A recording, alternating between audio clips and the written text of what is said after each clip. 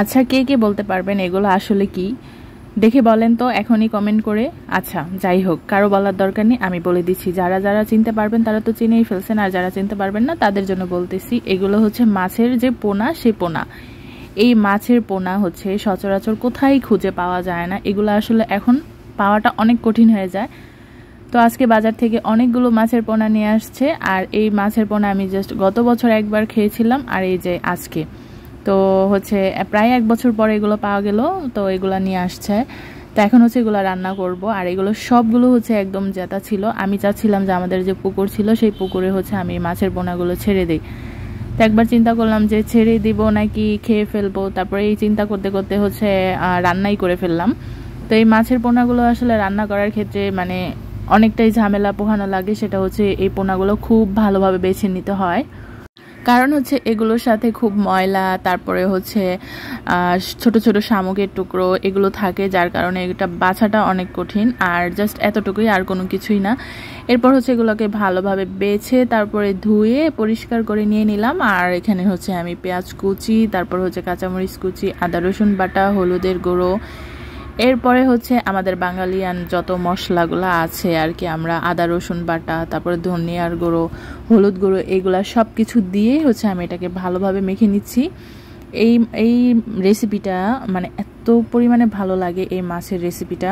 এটা আসলে খেতে অনেকটাই স্বাদ। যারা আসলে এই মাছের পোনাটা খান সচরাচর, তারা বলতে পারবেন আসলে এই মাছের পোনার রেসিপিগুলো আসলে খুবই ভালো লাগে।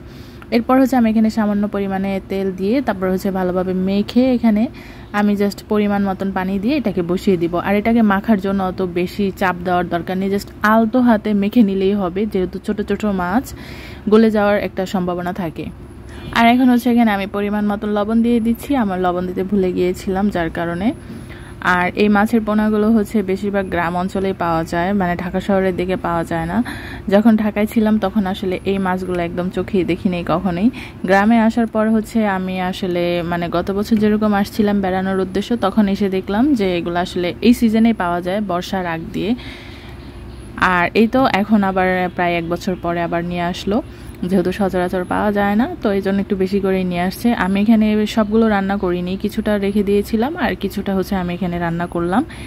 এরপর হচ্ছে আমি এখানে ঢাকনা দিয়ে ঢেকে তারপরে হচ্ছে জাস্ট বলকের জন্য আমি অপেক্ষা করছিলাম। এই যেহেতু এটা মাছ খুবই ছোট মাছ, এটা সিদ্ধ হতে খুবই কম সময় লাগে, জাস্ট 2 থেকে 3 মিনিটের মধ্যে এই রেসিপিটা হয়ে যায় একেবারেই। তো এখানে হচ্ছে এই জন্য পানির পরিমাণটা খুবই কম দিতে হবে। আর এই পর্যায়ে হচ্ছে আমার মাছের রেসিপিটা একদম কমপ্লিট হয়ে আসছে। জাস্ট আমি এখন ঢাকনাটা উঠিয়ে যদি দেখি পানি আছে তাহলে আমি চুলার আঁচটা বাড়িয়ে দিব। তো এখানে আমার পানিটা একদমই টেনে নিয়েছে, যার কারণে আমি আর চুলার আঁচটা বাড়াইনি, একটু নেড়ে চেড়ে আমি হচ্ছে এটাকে নামিয়ে নিব। তো আপনাদের কাছে আমার আজকের এই মানে পোনা মাছের বা মাছের পোনার রেসিপিটা কেমন লাগলো অবশ্যই কমেন্ট করে জানাবেন। আর কার কার এই মানে যে ছোট ছোট মাছের বাচ্চাগুলো এগুলো খেতে খুবই ভালো লাগে সেটাও কমেন্ট করে জানাবেন। তো আজকের মতন এখান থেকে বিদায় নিচ্ছি। সবাই ভালো থাকবেন, সুস্থ থাকবেন। আল্লাহ হাফেজ।